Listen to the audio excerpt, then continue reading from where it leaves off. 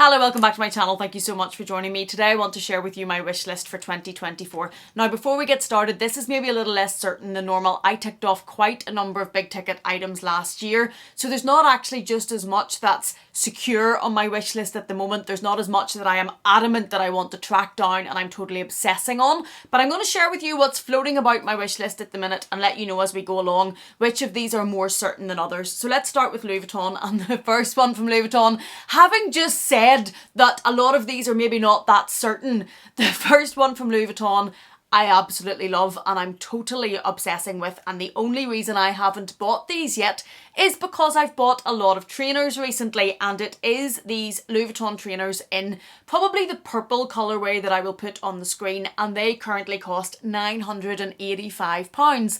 I know I spend ridiculous money on ridiculous things, and I know I love a lot of very expensive trainers, but that's £1,000 for a pair of trainers. It's very expensive, but I love these. These are generally trainers that come in the men's line. They did them before in a pink colourway. They had them in the fuchsia pink and the light pink, and I was obsessed with them. Anita tried very hard to track these down. She knows if they ever came up again that I really loved them and wanted them. I actually saw somebody wearing them in Dublin and was like, I want your trainers.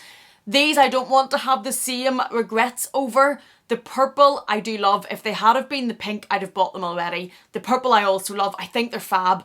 Generally when they come in the men's line, they don't always come in sizes as small as what I would take. I am an EU 38 or UK 5. They do in these colours. I think they also come in a yellow. They do start at that, so I could get them. I think they're fabulous. I think these were originally introduced by Virgil. I just think they're really cool. Only I have a lot of trainers, but I think these are fab and these are very high up on my list. Number 2, sticking with Louis Vuitton, is still coming in from last year, and that is the Coussin bag. If you watched any of my videos last year, you'll know that when I was in London with a whole fabulous tribe of YouTubers and people, Deb from Wild Unfiltered, one of my very good friends, bought a navy Coussin bag, and before she bought that bag and we went into Louis Vuitton to look at it, I had kind of been a bit about the Coussin and was kind of a bit smug. Oh no, I don't like that. I'm not going to spend all that money on that bag. Famous last words, because now I love it, and whenever she tried it on and wore it, and when I tried it on, it's a fabulous bag, and I can see how it would be a very easily everyday used bag to be wearing it crossbody. I love the big chunky chain that comes with it. You can take off the crossbody and use that as a clutch. Clutches are coming back this year. I think clutches are going to have a moment in 2024. Imagine that as a bigger type clutch with the big chain hanging down it and your arm through it with your outfit. That's a moment, that's a vibe. I'm hearing that and I'm absolutely loving that bag.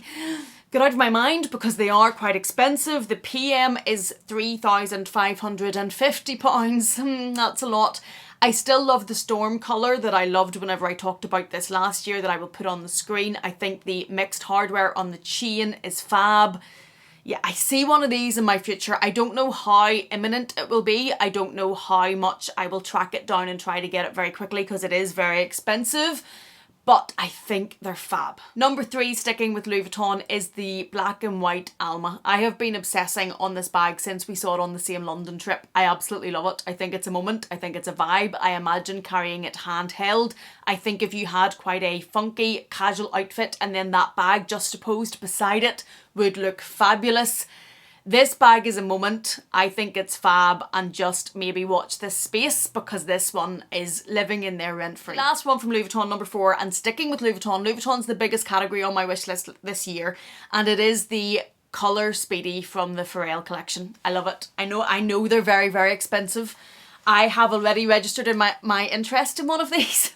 So you may be seeing one of these coming, but they were very clear whenever these were being pre-released or re-released or registering interest or whatever it is they call it, that they can't guarantee these bags. There's a huge amount of interest in these bags. There's a huge amount of people trying to get these bags, even though, and I accept, they are ridiculously expensive for a leather Speedy. I don't care that it's leather and it's very soft and it's lambskin and it squishes.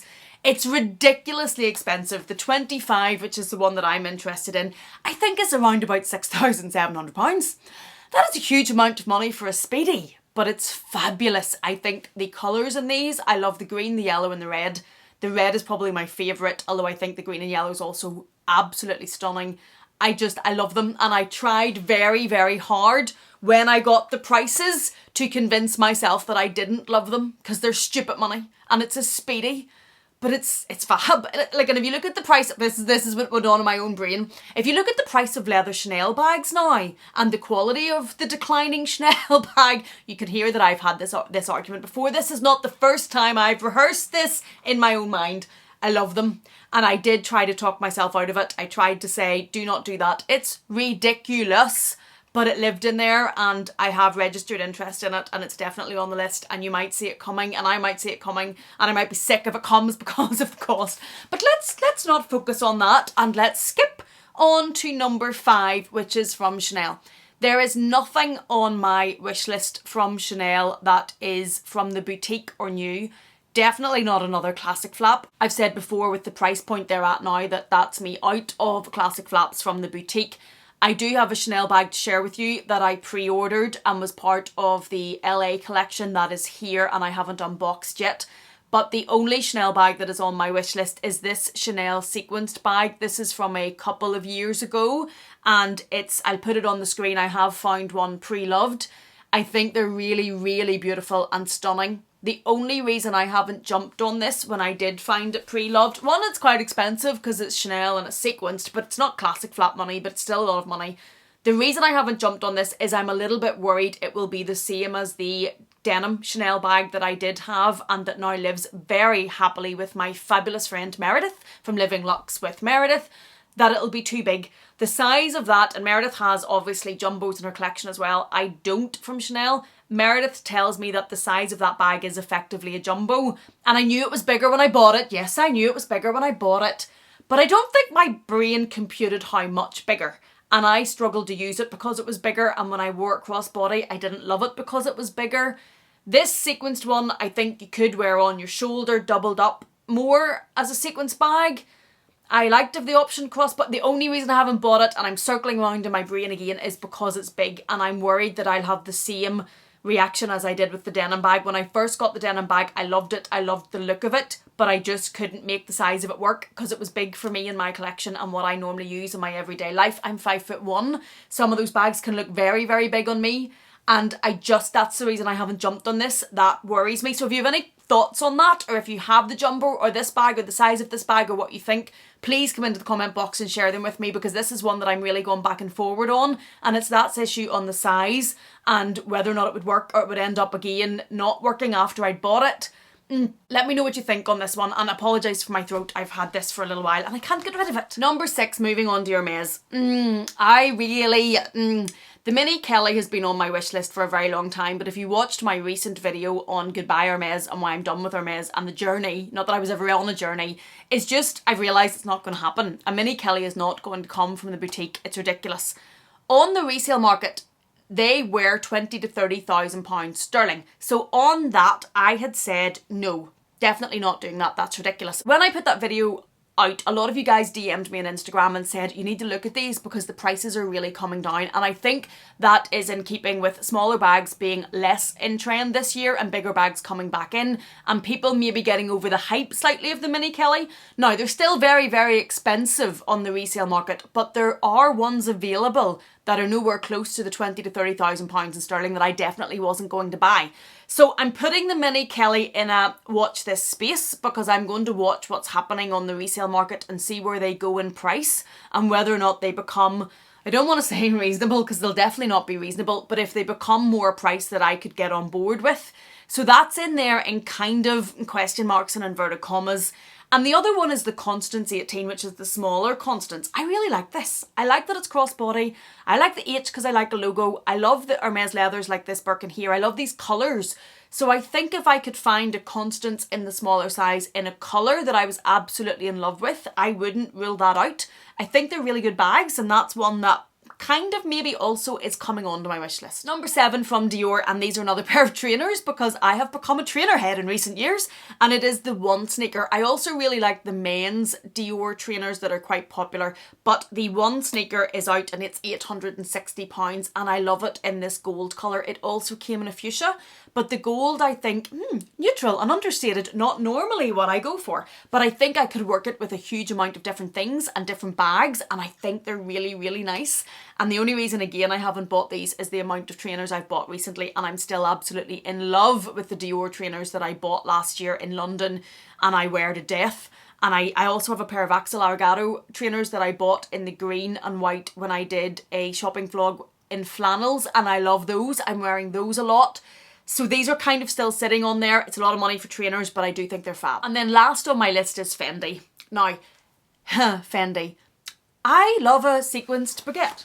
Fuchsia, purple, kind of getting obsessed with those. Thanks Dale, thanks Meredith.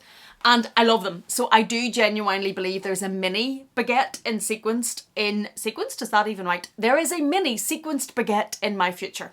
When we were in London, Dale had her lilac one with her and it was so wearable. Now she did say when you're wearing it crossbody, you have to keep an eye on the sequenced and they can go up instead of down. I kind of don't really like Dale, get ruled out by practical issues like that. That's why she had it, that's why she's using it. So it wouldn't put me off, but it's something obviously to be aware of.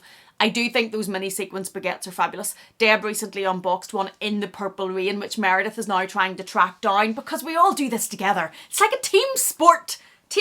Oh yeah, it's a team sport. That's what I'm going to refer to this now. When my husband tells me that I don't do team sports, yes I do. I do this. Okay, that was a little aside and a tangent. But yes, Meredith is tracking one of those in the purple down in the mini. Dale has a few of those, but she had the lilac with her in London. Deb now has that. A sequence baguette, I think, definitely is in my future. I also still really, really like the mini baguette in shearling, and I saw this in London. And I know that some of the people that were with me said it's going to be the same as the browns and stuff. I don't think you'll use it, and I might not.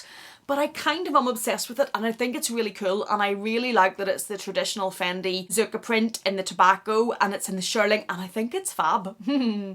Really, really loving that one, and that hasn't left my mind since we left London. The sequence mini baguette is £2,550. The shearling mini baguette is £2,100. And I really like the mini baguette in the multicolour. Now, I used to have the multicolour baguette in the normal size and I've sold that on. I didn't use it. It was the background colour, I think. And also I think the medium baguette in the canvas was too stiff for me and too big, made it look too big, whereas the sequins kind of fall in a bit so I don't feel the same size. So I think a mini one in this would be perfect. Now they've only started bringing out the mini baguettes in the multicolour way. They didn't bring it out when it was the multicolour that I had, which maybe would have worked better. But for the colours going forward, the reason I haven't got one of these yet, the one that's out at the minute is very neutral and that's not going to work for me. But if they bring out another one of these that's either like the Lunar New Year bag that Mel and Melbourne has, which is all the pinks and the reds, or they brought out another multicolour one in the mini, I think I'm right on board with that. I think that would be pretty high up on my list and probably wouldn't take a lot of convincing. Those are £1,550 in the mini currently. Now I'm not saying that's not expensive, it's a huge amount of money, but compared to some of the prices we just talked about for handbags, it's a lot more accessible than some of the other ones. I think my voice has just about made it through that video. The thing as well with wish lists for me, and Dale's the same as this, is I am very much also a seasonal shopper. So this wish list will change throughout the year because the houses will release things that we don't know that's coming yet. And when I see them, I will probably impulsively fall in love with them. Now I am trying to be more mindful of my shopping and I've been working on that for quite a while, and I actually am happy with where I'm at with it and I'm happy with purchases that I've made. I do want to try and continue that going forward, but I know that as the new releases come out, my wish list will change because there will be seasonal bags or one-off bags or one-release bags that I just get obsessed with and add on to this list and maybe even buy in a heartbeat, but they will be thought out. I am promising myself that now. That is my up-to-date wish list for 2024. Let me know what you think of it. Any of these items you think are definitely yeses or definitely nos. And if you do have any comment on that bigger sequence bag and whether it's the jumbo or if it would work, if it wouldn't, please come into the comment box and let me know because I'm really going back and forward on that one. Thank you so much for watching me. Thank you for being here. If you have enjoyed this in any way, please do consider giving it a thumbs up. If you haven't yet, please do consider subscribing. And if you're not done with me yet, I'm going to leave another video for you on the screen to enjoy. Thank you so much for being here. Please take care and I will see you again in the next one.